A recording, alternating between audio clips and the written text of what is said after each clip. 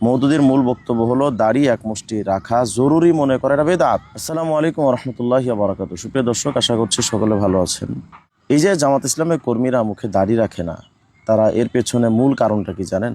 অনেকে হয়তো আপনারা বিশ্বাস করেন যে জামাত ইসলামের লোকেরা মওদুদির আকীদা মানে না, তো দাড়ির ক্ষেত্রে তো তারা মওদুদির পরিপূর্ণ কনসেপ্টে মানে। তাদের প্রায়ের মুখে দেখবেন যে এক মুষ্টি দাড়ি থাকে না, এমনকি তাদের মূল মুরব্বী যারা, যেমন ডক্টর তাহের সহ এরকম মূল মুরব্বী যারা, তাদের মুখেও এক মুষ্টি দাড়ি নেই, এবং অনেকে দাড়ি রাখার ক্ষেত্রে হয়তো ছেটে ছেটে রাখে। এর পেছনে মূল কারণ কি জানেন? এই যে আমার কাছে একটা বই দেখতে পাচ্ছেন, রসায়েল ও মাসাইল খণ্ড নাম্বার 1, এটা মওদুদির লেখা, মওদুদি সাহেবের। মওদুদি সাহেব এই তার বইয়ের মধ্যে 194 নম্বর এবং 95 নম্বর পৃষ্ঠার মধ্যে কি লিখেছে আপনি দেখলে আশ্চর্য হয়ে যাবে। মওদুদির মূল বক্তব্য হলো দাড়ি এক মুষ্টি রাখা জরুরি মনে করে এটা বেদাত। দেখেন মওদুদি সাহেব কি লিখেছেন। आपका ये ख्याल कि नबी सल्लल्लाहु अलैहि वसल्लम जितनी बड़ी दाढ़ी रखते थे इतनी ही बड़ी दाढ़ी रखना सुन्नत रसूल सल्लल्लाहु अलैहि वसल्लम या उसवा रसूल है, यह माना रखता है कि अब आदत रसूल को बेआइनी व सुन्नत समझते हैं, जिसके जारी और कायम करने के लिए नबी सल्लल्लाहु अलैहि वसल्लम और दूसरे अम्बिया अलैहिमुस्सलाम मबऊथ किए जाते रहे हैं। मगर मेरे नज़दीक सिर्फ यही नहीं कि यह सुन्नत की सही तारीफ़ नहीं है, बल्कि ये अक़ीदा रखता हूँ कि इस किस्म की चीज़ों को सुन्नत करार देना और फिर उनके इत्तिबा पर इसरार करना एक सख्त किस्म की बिदात और एक ख़तरनाक तहरीफ़ दीन है, जिसके नहायत बुरी नताइज पहले भी ज़ाहिर होते रहे हैं और आइंदा भी ज़ाहिर होने का ख़तरा है। এটা হলো মওদুদি সাহেবের উর্দু রসায়েল মাসাইলের 194-195 নম্বর পৃষ্ঠা, খণ্ড নম্বর 1। হয়তো বলবেন যে এটা তো মওদুদি সাহেব উর্দুতে লিখেছে, আমরা তো আকীদা মানি না। অথচ মওদুদিবাদীদের জামাত ইসলামের যে সিলেবাস, এটার মধ্যে দেখবেন তারা রসায়েল মাসাইল একটা বই পড়ায় বাংলায়। ওই রসায়েল মাসাইলের 1 নম্বর খণ্ডের 183 নম্বর পৃষ্ঠার মধ্যে আপনি এই হুবহু এই বক্তব্যটার অনুবাদ তারা এভাবে লিখেছে। আমি হুবহু তারা কি লিখেছে সেটা পড়ছি আপনাদের সামনে। রাসূল সাল্লাল্লাহু আলাইহি ওয়াসাল্লাম যত লম্বা দাড়ি রেখেছেন তত লম্বা দাড়ি রাখাই হলো সুন্নাতে রসুল বা উসওয়া রসুল। আপনার এ ধারণার অর্থ এই দাঁড়ায় যে আপনি রসুলের অভ্যাসকে হুবহু রসুলের সেই সুন্নাতের সমমর্যাদা সম্পন্ন মনে করছেন, যা জারি ও প্রতিষ্ঠা করার জন্য নবী পাক সাল্লাল্লাহু আলাইহি ওয়াসাল্লাম এবং অন্যান্য আম্বিয়া কেরাম প্রেরিত হয়েছিলেন। আমার মতে এটা যে সুন্নাতের সঠিক সংজ্ঞা নয়, শুধু তাই নয়, বরঞ্চ এর সম্পর্কে আমার আকীদাই হলো এ ধরনের জিনিসকে সুন্নাত বলে আখ্যায়িত করা এবং তার অনুসরণের জন্য বাড়াবাড়ি করা, এবং এটা মারাত্মক ধরনের বিদআত এবং এটা দ্বীনের একটা বিপজ্জনক বিকৃতি, যার মন্দ পরিণতি পূর্বেও প্রকাশিত হয়েছে এবং ভবিষ্যতেও প্রকাশ হওয়ার আশঙ্কা রয়েছে। এ হলো জামাত ইসলামীদের মওদুদি রসায়েল মাসাইল, যেটা আমাদের বাংলাদেশের জামাত ইসলামীর ভাইদের সিলেবাসের মধ্যে রসায়েল মাসাইল বইয়ের মধ্যে পড়ানো হয়। তাহলে এই বক্তব্য দ্বারা আমরা স্পষ্ট করে বুঝতে পারলাম মওদুদি এবং জামাত ইসলামীদের মূল আদর্শ হলো এক মুষ্টি দাড়ি রাখা এটা জরুরি মনে করা এটা বেদাত।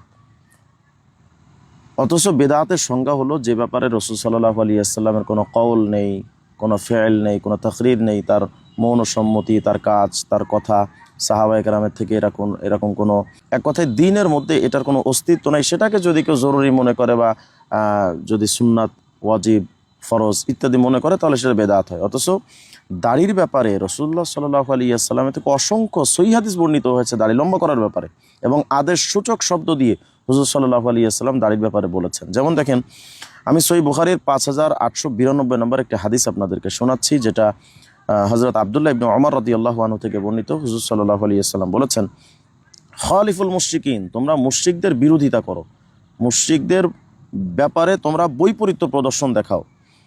ওয়াফিরুল লিহা ওয়াহফুশ শাওয়ারিব, মুশরিকদের বিরোধিতা এবং তাদের সাথে বৈপরীত্য দেখাতে গিয়ে, বৈপরীত্য মেজাজ দেখাতে গিয়ে কি করা লাগবে? হুজুর সাল্লাল্লাহু আলাইহি ওয়াসাল্লাম বলেন এই হাদিসের মধ্যে দুটি কাজ করো, এক হলো দাড়ি লম্বা করো এবং মুচকে খাটো করো। তাহলে এই হাদিসের মধ্যে হুজুর সাল্লাল্লাহু আলাইহি ওয়াসাল্লাম দাড়ি লম্বা করার ব্যাপারে সুস্পষ্টভাবে আদেশ করেছেন। যেই কাজটা, বিষয়টা হুজুর সাল্লাল্লাহু আলাইহি ওয়াসাল্লাম আদেশ করলেন, সেই কাজটাকে মওদুদি সাহেব এটা বেদাত ঘোষণা দিয়ে দিলেন।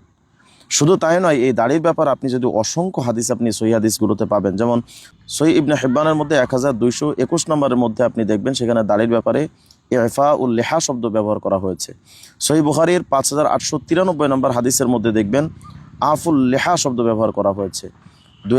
সহিহ মুসলিমের 260 নম্বর হাদিসে দেখবেন আরখুল লিহা, এখানে আরখ শব্দটা ব্যবহার করা হয়েছে। সহিহ মুসলিমের 2059 নম্বর হাদিসের মধ্যে আপনি দেখবেন ওয়াফিরুল লেহা, জামে সগিরে 3878 নম্বর হাদিসের মধ্যে পাবেন আউফিরুল লেহা। তার মানে এই সকল হাদিসের মধ্যে আদেশসূচক শব্দ বলতে গিয়ে হুজুর সাল্লাল্লাহু আলাইহি সাল্লাম কখনো আউফু শব্দ ব্যবহার করেছেন, কখনো আরখু শব্দ ব্যবহার করেছেন, কখনো আউফু শব্দ ব্যবহার করেছেন, কখনো ওয়াফিরু ব্যবহার করেছেন, কখনো আউফিরু ব্যবহার করেছেন, এফা শব্দ ব্যবহার করেছেন। তাহলে আমরা এই হাদিসগুলো থেকে স্পষ্টভাবে এটা বুঝতে পারলাম যে দাড়ি রাখা এটা রাসূলুল্লাহ সাল্লাল্লাহু আলাইহি ওয়াসাল্লামের থেকে উম্মতের উপরে একটা নির্দেশনা, জরুরি নির্দেশ। যেই নির্দেশটা রাসূল সাল্লাল্লাহু আলাইহি সাল্লাম দিলেন তার উম্মাহকে, সেই নির্দেশিত বিষয়, সেই আদিষ্ট বিষয়টাকে মওদুদি সাহেব বেদাত ঘোষণা করে দিলেন, আর সেই মওদুদির অনুসারে বাংলাদেশে সেটা দেদারসে মেনে যাচ্ছে। এরপরে এদেরকে যদি আপনি বলেন যে আপনারা মওদুদিকে মানেন কেন, তারা বলেন আমরা মওদুদিকে মানি না। তাহলে মওদুদিকে যদি না মানেন, যেখানে ইসলামের মূল মদিনার ইসলাম বলছে দাড়ি লম্বা করে, এটা আদেশ নবী সাল্লাল্লাহু আলাইহি সাল্লামের থেকে, আর মওদুদির ইসলাম বলছে দাড়ি কাটলেও চলবে, দাড়ির জন্য নির্দিষ্ট এই জরুরি এক মুষ্টি রাখাটা জরুরি না, এটা বেদাত।